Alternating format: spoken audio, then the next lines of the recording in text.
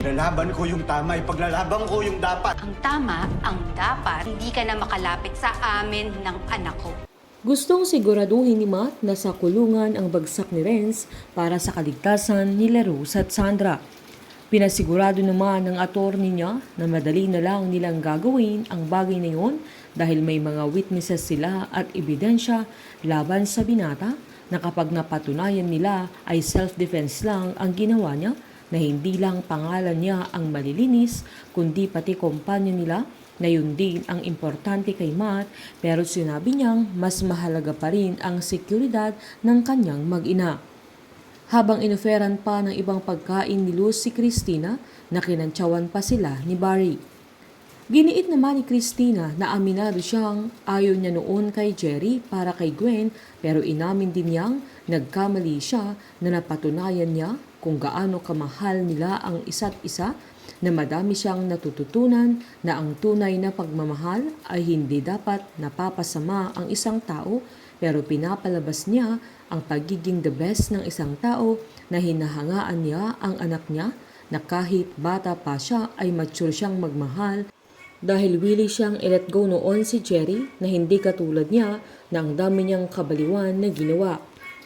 Habang mag-isa naman si Rose ay nilapitan siya ni Christina upang tanungin kung totoong magbabati na silang dalawa, na agad namang sinabi ni Rose na basta hindi na siya sasagasahan ulit, na nagkunwari pa si Christina na humingi ulit siya ng tawad, sabay sinabing totoo na ang pagsisisi niya, na hinaharap na niya ang mga consequences ng mga kasalanan niya, na handa siyang harapin ang lahat para mapatawad lang siya para magkaayos na ulit sila.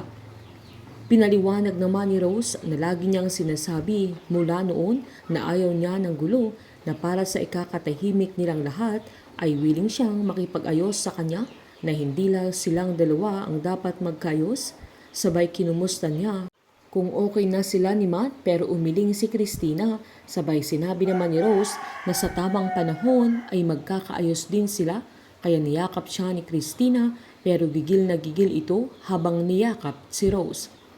Saktong may kausap naman si Matt sa cellphone niya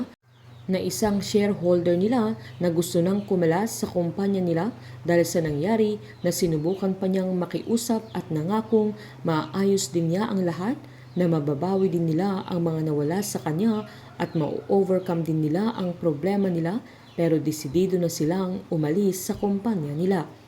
Sakto namang dumating sila Sandra at Christina, sabay sinabing may pasalubong silang pagkain mula sa restaurant ni Rose, sabay nag-offer siya ng tulong kay Matt, pero giniit nitong kaya niyang i-handle mag-isa. Pinaalalahan niya naman siya ni Sandra na huwag niyang tularan ang ginawa niya, na naging bitter siya at hindi niya tinanggap ang panghingi ng tawad ng mga taong nagmamahal sa kanya noon, sabay pinilit niya ang daddy niya na patawarin na niya si Christina, na sa mga hinaharap nilang problema ay sila dapat ang nagkakasundo dahil isa silang pamilya. Agad namang sinabi ni Matt na alam nilang lahat na hindi yun ganun kadali, na agad namang sinabi ni Sandra na alam niya yun dahil maging siya noon ay nagrebelde, na sobrang nasaktan sila sa ginawa niya, na wag nilang hayaang maghiwalay silang lahat. Palihim namang nagsasaya si Christina sa mga nangyayari dahil umaayon sa kanya ang lahat ng nangyayari sa mga plano niya. Napaikot na silang lahat ni Christina, kaya maisa sa katuparan na niya ang mga plano niya, na kailangang tuluyan nang mawala si Rose sa pamilya nila, na pagsisisihan nila Matt at Sandra, maging si Rose at mga kaibigan niya, na nagpaloko sila kay Christina.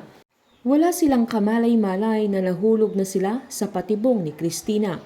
Painit ng painit ang mga tagpo, sabay-sabay po nating subaybayan ang advance episode at ang nalalapit na pagtatapos ng Unbreak My Heart dito po sa aking channel. Patuloy lamang pong manood at mag-subscribe para ma-update po kayo sa mga susunod na episode. Marami pong salamat.